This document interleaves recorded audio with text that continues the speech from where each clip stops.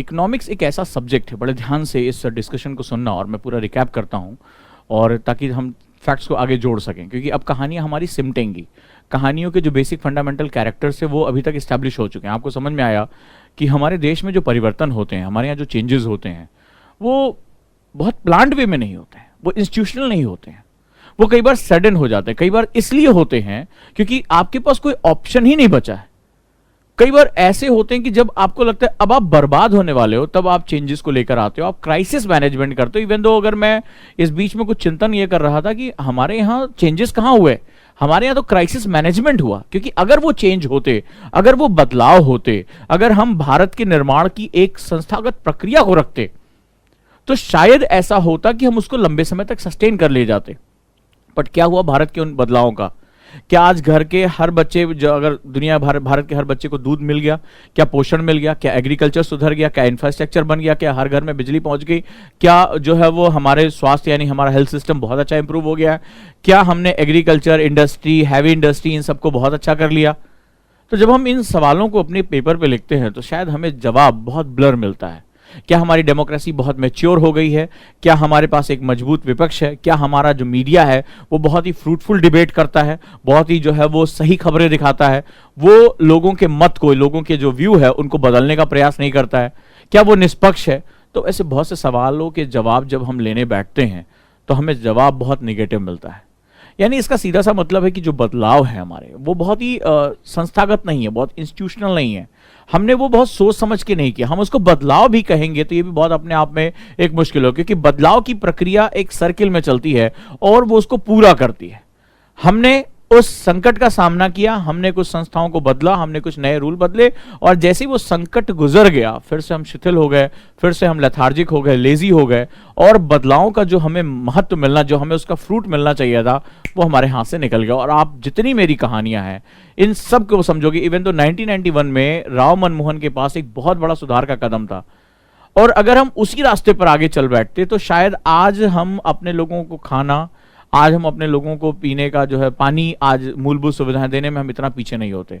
पर शायद वो बदलाव आकस्मिक थे, उस संकट से लड़ने के लिए था, और जैसे संकट बीता वैसे हमारे अंदर एक लेथार्जिकनेस आ गया है, और ये हमें हर जगह देखने को मिलता है। मेरी कहानियां बेसिकली इन्हीं फैक्ट्स के आसपास घूमती हैं, इन्हीं तथ्यों के आसपास घूमती हैं कि भारत क्या है, भारत क्या होना चाहता है, एक देश क्या होता है, एक देश क्या होना चाहता है, क्या चीजें हैं। क्योंकि ये डिबेट आपके लिए बड़ी इंपॉर्टेंट है। आज आप देख रहे होंगे कि लगातार आपने देखा कि पीएम मोदी के इस बीच में कुछ चीजें हुई जिस पे आपको बड़ी बारीक नजर रखनी पड़ेगी। फैक्चुअल नहीं, एक्चुअल आपको रखनी पड़ेगी। फैक्चुअल का मतलब होता है फैक्ट क्या हुआ, वीडियोस क्या बने। एक्चुअल, उस कहानी के पीछे का परिदृश्य क्या है कि उनके मन की बात को सबसे ज्यादा डिसलाइक्स मिलते हैं। एग्जाम्स को लेकर जो है तमाम अलग अलग मंचों पे बातचीत होती है। यूथ बहुत परेशान है। इधर खबर आती है कि जीडीपी जो है -23 जो है वो % चली गई है, बहुत ज्यादा, उसमें भी एक नुकसान हमें देखने को मिलता है। और ये समझ में आता है कि बेरोजगारी अब तक के अपने सबसे उच्चतर स्तर की तरफ बढ़ती चली जा रही है, और संकट का बादल तो अभी आने वाला है, अभी आया नहीं है। ये तो तब है जब लोगों के पास, आपके हिंदुस्तान के पास 35% सेविंग है, और सेविंग का पैसा चल रहा है, यानी इकोनॉमी में अभी भी लिक्विडिटी बनी है। अगर हालात बहुत जल्दी नहीं संभाले गए दीपावली से पहले तक, दशहरे से पहले तक, तो ये ग्रेट डिप्रेशन क्रिएट कर सकते हैं, एक ऐसा हिस्सा क्रिएट कर सकते हैं जहां पर हमारी इकोनॉमी फंसकर बहुत लंबे समय तक घूमती रह जाएगी।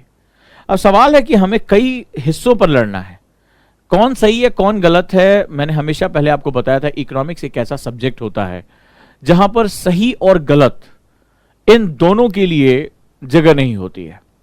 ठीक है, अब आप पूछेंगे कैसे साहब, अब बेरोजगारी है, इकोनॉमी इतनी डाउन हो रही है, तो आप इसको सही और गलत कैसे कहोगे? तो मैंने आपको हमेशा बताया था, मेरी एक हमेशा बात याद रखना, कि सिविल सर्विसेज एस्पिरेंट अगर हो तो आपका दिमाग क्यूरियस होना चाहिए, आपके अंदर एनालिटिकल एबिलिटी होनी चाहिए। अगर कोई कह रहा अच्छा तो उसका बुरा ढूंढो, कोई कह रहा बुरा तो उसका अच्छा ढूंढो। ये तुम्हारा, ये ढूंढना ही तुम्हारा बात है। मैं तुम्हें कुछ फैक्ट्स देता हूं।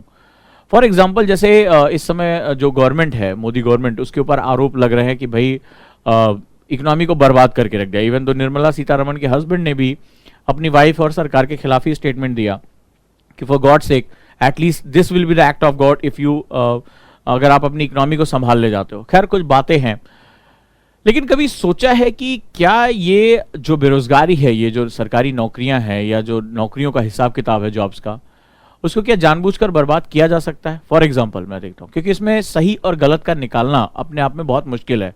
इकोनॉमिक्स को आपको ये सीखना पड़ेगा।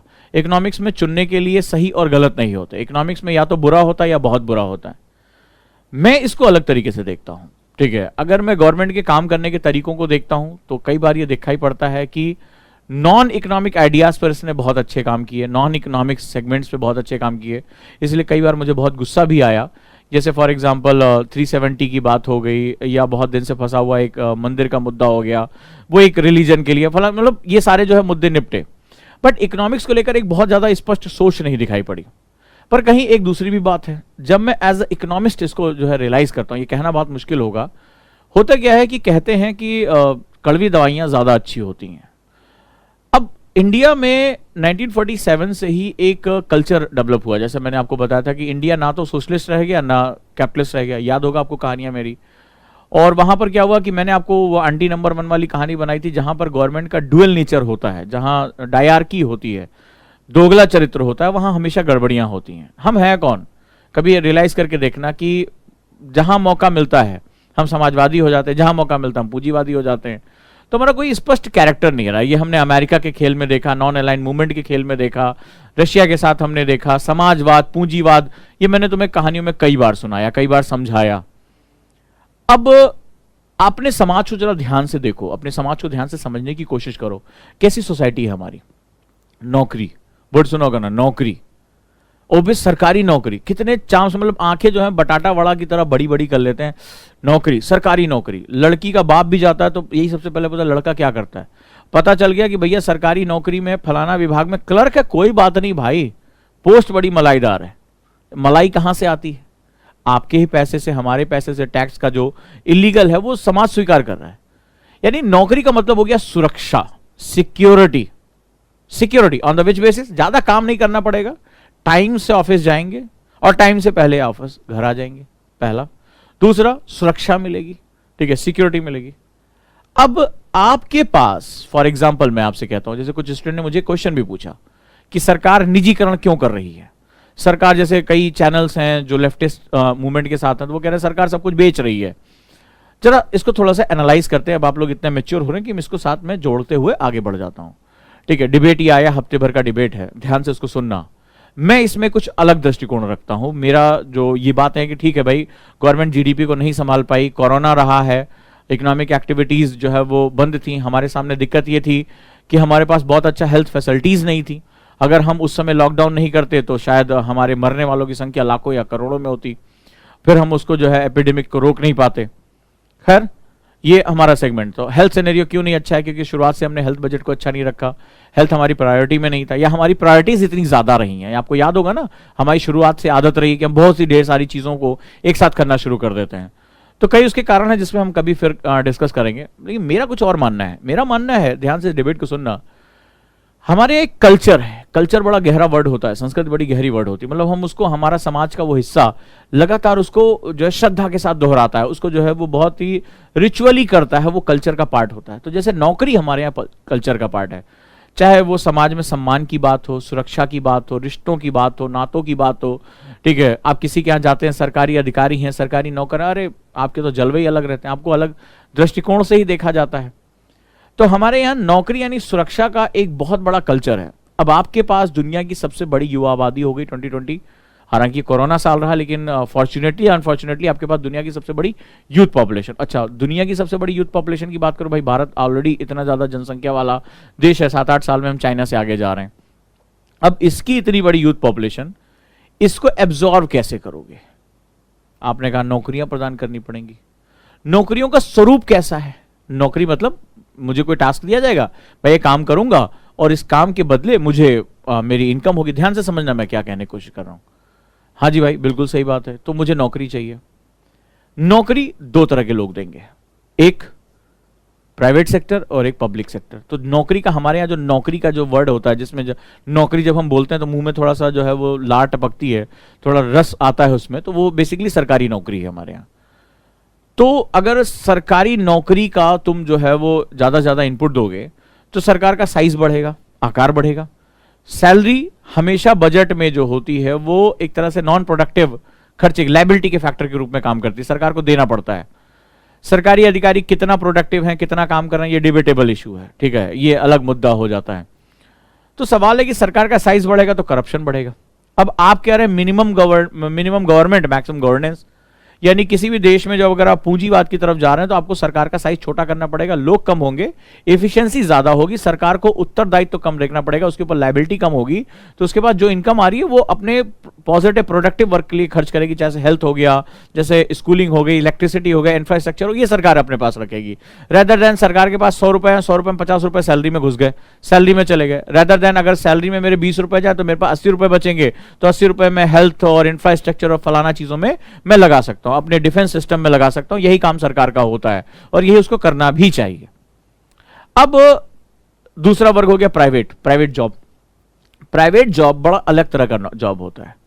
प्राइवेट जॉब का रिलेशनशिप होता है प्रोडक्टिविटी से, यानी सबसे पहले तो एक व्यक्ति ऐसा होना चाहिए जो प्राइवेट सेगमेंट को एस्टेब्लिश करे। हम लोग जो हमारा जो मीडिया है वो बहुत ही बिचौलिया किस्म का, बहुत घटिया किस्म का मीडिया है और गंभीर डिबेट वहां पे जो है गायब है। अगर गलती से भी मेरे घर में टीवी खुल जाती तो मैं देखना पड़ गया, ये जब से थोड़ा सा मैं लेटा बेटा था तो ये वही वो पता नहीं कौन सा एक वो सुसाइड केस और रिया चक्रवर्ती, मीडिया ने पहले ही 2-4 चैनल तो उन्होंने, मैंने पलट पलट के देखा, वो हत्यारिन है, वो पहले अभी मतलब कोई जजमेंट नहीं आया है, ठीक है, हाईकोर्ट को बोलना पड़ा प्लीज ये मीडिया ट्रायल बंद करो। तो बहुत ही फालतू, मतलब देश में और कोई मुद्दा नहीं है, देश में और कोई, बस वो देखिए रिया चक्रवर्ती अंदर जा रही है, फलाना चक्रवर्ती बाहर आ रहे हैं, फलाना ये हो गया, वो हर चैनल अपने अपने हिसाब से जजमेंट देने में लग गया। वो दिन भर एक चैट दिखाते रहते हैं, वो ड्रग्स और फलाना ठिकाना। ऐसा लगता है कि देश में मतलब इसके बाद कोई और केस नहीं हो रहे हैं, दुनिया में देश में कुछ नहीं चल रहा है, बस यही चलो, देश के लोग भी देख रहे हैं, टीआरपी उसमें जो उनकी बढ़ रही है। खैर, डिबेट ये होना चाहिए कि जो प्राइवेट सेक्टर की जॉब है वो क्रिएट कौन करेगा, ठीक है, because it is risk taking capacity, जिसके पास रिस्क टेकिंग कैपेसिटी होती है, जो इनोवेशन कर सकता है, जो रिस्क ले सकता है, जो नवाचार करके अपना खुद का बिजनेस कर सकता है।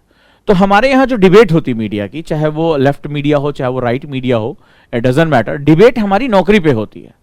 डिबेट हमारे देश में नौकरी पैदा करने वाले पे नहीं होती। मेरी बात को बड़े ध्यान से समझना।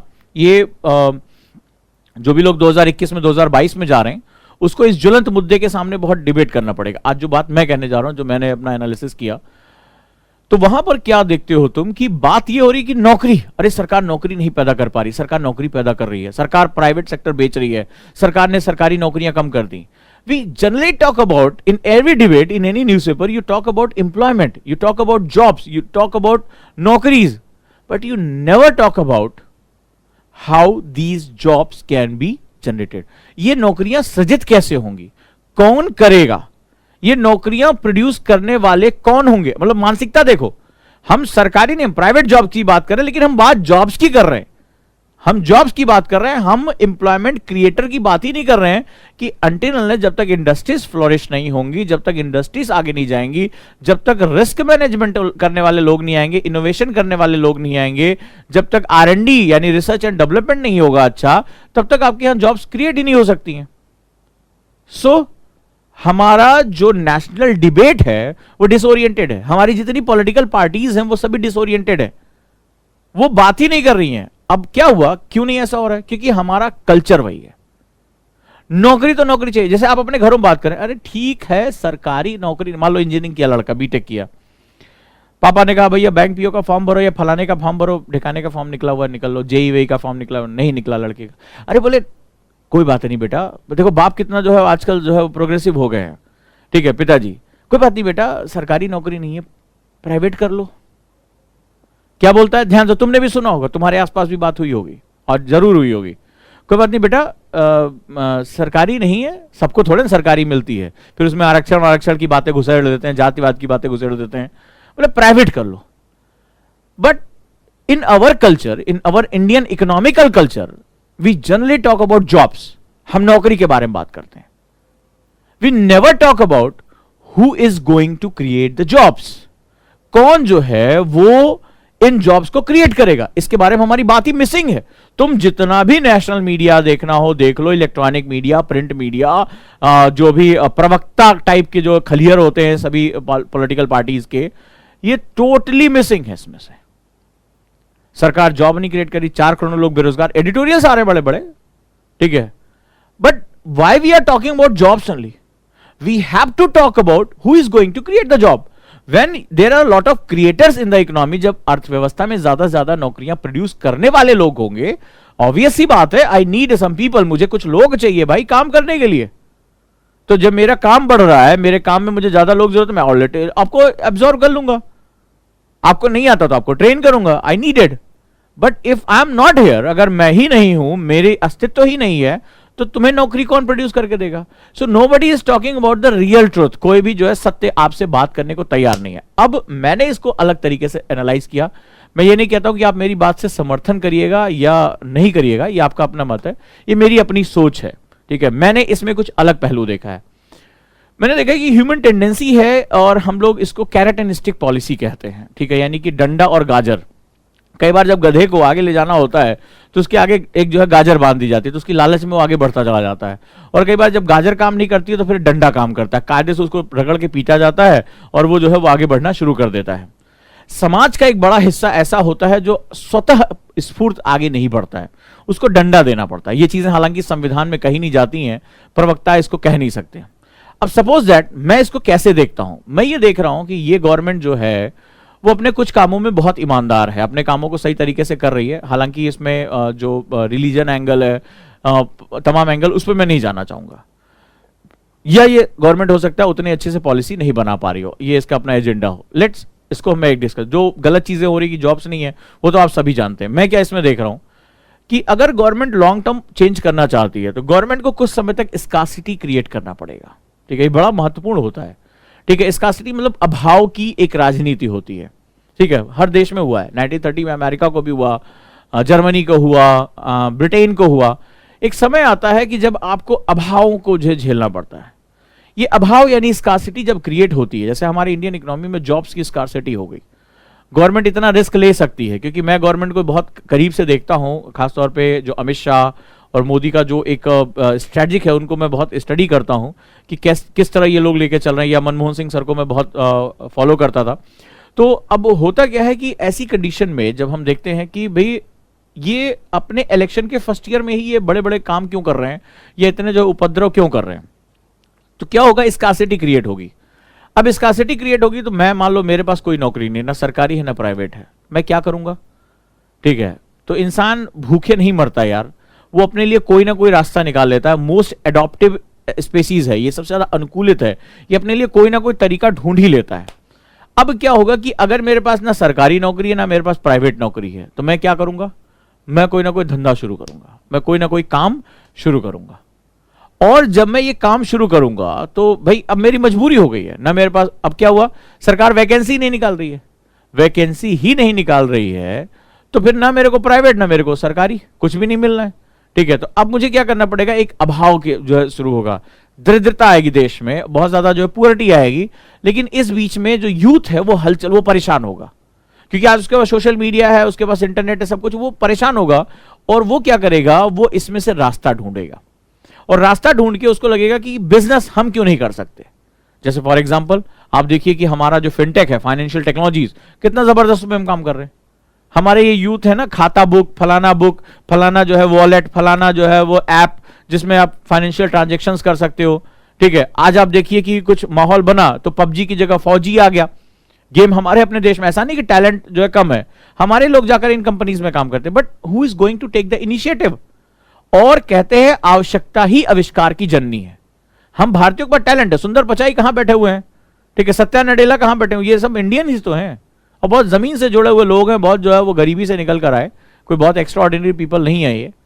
तो ये वो पहुंचे और उन्होंने काम किया। पर सवाल कुछ और है, सवाल है कि अभाव जब क्रिएट होता है तो फिर हम, आवश्यकताएं जब क्रिएट होती है तो हम आविष्कार करते हैं।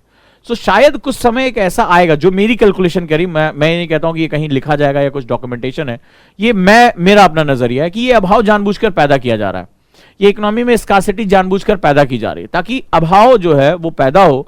और जब अभाव होगा तो इनोवेशन वहां से जनरेट होना शुरू हो जाएगा, और ये हर देश में देखा गया है, ठीक है। चाहे वो जर्मनी रहा हो, जब जर्मनी को युद्ध में जाना पड़ा था तो आप आश्चर्य करेंगे, जर्मनी के साइंटिस्ट के बारे में पढ़ता हूं तो दांतों तले उंगली दबा लेता हूं कि राजनीतिक रूप से वो फेल रहा, लेकिन उसके साइंटिस्ट इतने जबरदस्त थे, इतने जबरदस्त, उन्होंने ऐसी ऐसी इनोवेशंस किए कि हम सोच भी नहीं सकते, कल्पना भी नहीं कर सकते। चाइना का एग्जाम्पल देख लो, सबसे अच्छा एग्जाम्पल जापान। मेरे टीचर जापान जब गए थे, उन्होंने बताया कि वहां जब हिरोशिमा नागासाकी घटना हुई तो किसी ने भी सरकार से नौकरी नहीं मांगी, उन्होंने इनोवेशन करने शुरू किए। वो ज्यादा पढ़े लिखे नहीं थे, लेकिन इनोवेशन के और पढ़ाई लिखाई से ज्यादा जो है लिंक नहीं है। अगर ऐसा होता तो बिल गेट्स को कभी नहीं, या फेसबुक के मालिक जुकरबर्ग को कभी भी जो है वो अपनी कंपनी नहीं, ये सभी कॉलेज ड्रॉप आउट्स रहे यार। ये ओयो का मालिक जो है वो भी कॉलेज ड्रॉप आउट है।